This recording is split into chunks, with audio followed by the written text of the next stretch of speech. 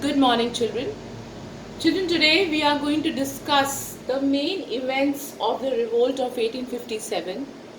Like we all know that the immediate cause of the revolt was the issue of greased cartridges, and which led to the rebel called Mangal Pandey. He went against the order of biting the cartridges and using, so he just refused to use those cartridges. Now I will be explaining you how the series of events went in the different parts of our country. So first, starting with Meerut. Children, as we all know that on 29th March 1857, Mangal Pandey, the incident when he refused to use those cartridges happened. Um, what he did was that he attacked the senior officers, and he was hanged to death. Now, this all happened in Meerut, so the other sepoys, they were enraged by the treatment which was given to Mangal Pandey. Enraged means they were very angry, okay, and they did not, the comrades or the friends and the sepoys of Mangal Pandey, they were against the humiliating treatment that was given. So the sepoys, because many of the sepoys were sent to jail, so those who were outside, they went to the jail, they broke the jail, and they freed their comrades, okay, and they also shot the European officers, they attacked on their bungalows, okay, and they also attacked their bungalows, and they also cut the telegraph line to Delhi. Telegraph line, cutting the telegraph line would mean that the British could not communicate to the Delhi counterpart that such and such thing has happened in Meerut.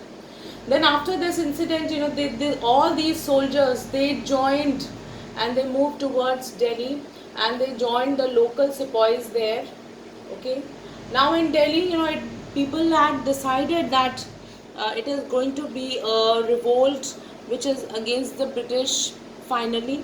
So they killed the European officers and captured the city. In Delhi also, the Indian sepoys, the local sepoys, they captured the place, and then they all decided to make the last Mughal emperor, who was Bahadur Shah Zafar. Bahadur Shah Zafar as their leader of revolt, and people were very happy because again they had got someone who was powerful as a leader, who would lead their revolt against the British. Now this and people had they were celebrating in jubilation. Okay, there was also there was also a news that the British Raj has come to an end. Okay, and we are soon going to gain independence. This inspired by the capture of Delhi, rebellions broke all over the area covering the northwestern province, central India, and western Bihar. So when this news of Bahadur Shah Zafar came, many Indians, they were they had some satisfaction that they are soon going to be freed, and such kind of rebellions spread in the central India and the western in the central India and the western Bihar. So if you see that the places like Meerut and Delhi, the Indians had a different mindset, and they were all against British, and this thing was spreading very quickly. Then coming to Kanpur, in Kanpur, but children, what happened? Alright, in Delhi, when Bahadur Shah Zafar was made, now when British came to know that people are celebrating, Indians are celebrating their independence, and this kind of a rumor is there that the company Raj is going to end. Then what happened? British sent a reinforcement from Punjab. So the Britishers, They came from Punjab. Okay, the force came and they defeated all of them, and Delhi was recaptured. Then Bahadur Shah Zafar's sons, two sons and one grandson, they both were shot in public and they were displayed in front of everyone. Okay, after this revolt, there was a reign of terror that followed. Okay, thousands of innocent people were massacred and hundreds of them were hanged without even trial, without even listening to them, they were hanged. Okay, so this was the treatment which was given to the rebels in Delhi. When if we discuss the events which were happening in Kanpur, now Kanpur was led by Nana Sahib. Now Nana Sahib, um, he proclaimed himself to be the Peshwa. Okay, Nana Sahib was the adopted son of Peshwa Bajirao too. Okay, and he proclaimed that he is the Peshwa and he is going to fight for independence. But he captured Kanpur, but his victory was also very short-lived. He was again British reinforcements arrived in Kanpur and he was recaptured. Okay, the rebels were punished.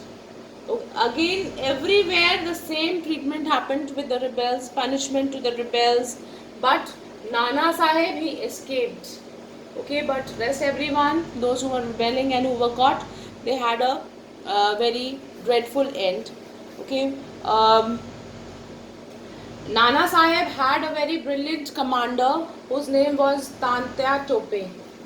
Okay, now Tantya Tope was a very, very brave commander and he was fighting till the very end.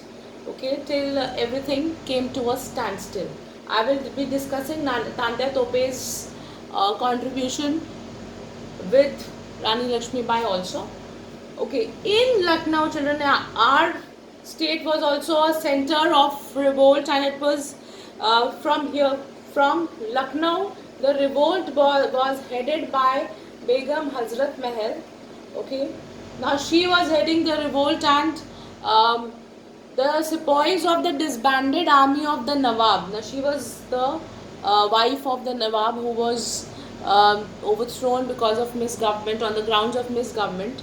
So Hazrat Mahal was leading the sepoys and the forces which was made up of the disbanded army of the Nawabs, okay, the Awadh army and the local sepoys there. Okay, so all this made the army of Lucknow, and they started fighting with the British. The British forces were defeated and they were besieged in the Lucknow residency for several months. Okay, so they were defeated earlier, and then after all fresh reinforcements came. Then Britishers they kept on asking for new reinforcements from England. So fresh reinforcements came from England. Reinforcements, children, mean the sepoys. Okay, the army. Okay, so they fresh came and fresh people in the army of the British came and all the rebels were captured and hanged. But the queen, she escaped to Nepal. Okay. Now I am going to discuss what were the series of events in Jhansi. Children, as all of you know, there was a she's a very, very renowned figure and personality, and as a freedom fighter, and her name is Rani Lakshmi Bai. Okay, she is an epitome of being brave. Okay, and she was 22-year-old, and she was fighting with both her hands in the battle.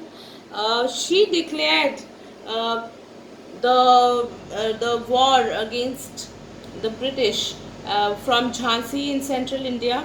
Okay, and Rani Lakshmi Bai escaped, mobilized her forces with the help of Tantya Tope. Now here, she with the alliance of Tantya Tope, okay, she was successful in capturing Gwalior. Okay, Gwalior was under the Sindhyas, who were an ally of the British. So she was successful in throwing out Sindhyas, okay, and because they were friends with British. And soon after she captured Gwalior, fierce fighting followed, and Rani Lakshmi Bai, she fought very bravely, okay, and she kept on fighting till the very end, but afterwards everything came to an end, and Britishers were able to uh, crush the revolt badly. The British Empire had survived. On July, finally it was started in March 1857, and on by July 1858, everything came to an end. So it was almost 14 months of this revolt that happened in the country. Everything came to an end, and as a result, British rule survived. Britishers were still there in our country.